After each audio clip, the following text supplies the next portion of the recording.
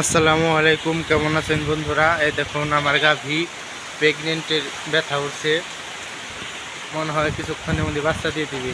আর এমন ঝড় হইতেছে আজ তা বলার বাহিরে। রাত প্রায় 3টার দিকে ঝড় হইতেছে।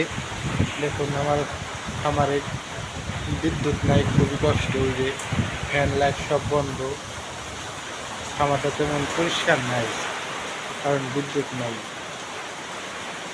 দেখেন আমার গাভী প্রেগনেন্টের ব্যথা উঠছে, বুঝবেন কেমন প্রেগনেন্টের ব্যথা উঠছে। এই লেজ একটু এই যে উঁচা করে রাখবে, আমি এদিকে এইদিকে দেখাই। এই লেজ এই যে একটু উঁচু থাকবে। এই যে পা, এই পা কত পর নড়াচড়া করবে। আর হালকা পরিমাণে একটু গান নাচবো একটু শোনাইবো, এইটুকু এইটা হলো প্রেগনেন্টের ব্যথা। ইনশাল্লাহ আমার এটা নর্মাল ডেলিভারি হবে, এটা তাতে কোনো সমস্যা নেই, একলাই বাচ্চা দিবে, কোনো সমস্যা নাই। এই দেখুন আমার গাভী আজ 1 সপ্তাহ ধরে পানাইবেন নিয়েছি, আজকে মনে হয় বাচ্চা দিবে। ও দেখুন কীভাবে ঝুড়ি নিতেছি।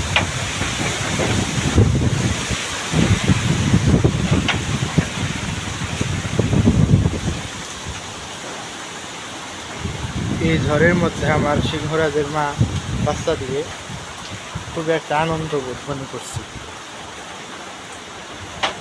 দেখুন আমার গাভীটা খুবই ভালো ভদ্রমানের। দেখেন আমাদের বকনা,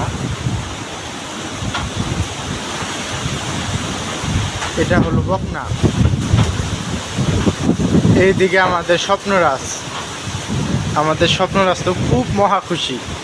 এই ঝড়ের মধ্যে তো সে খুব খুশিতে টিনটিনে, খালি ফাল পারতাছে ঝড়ের মধ্যে। তার শরীরটা আজকে একটু ঠান্ডা ঠান্ডা ভাব, তাই স্বপ্নরাজ আজকে খুব খুশি।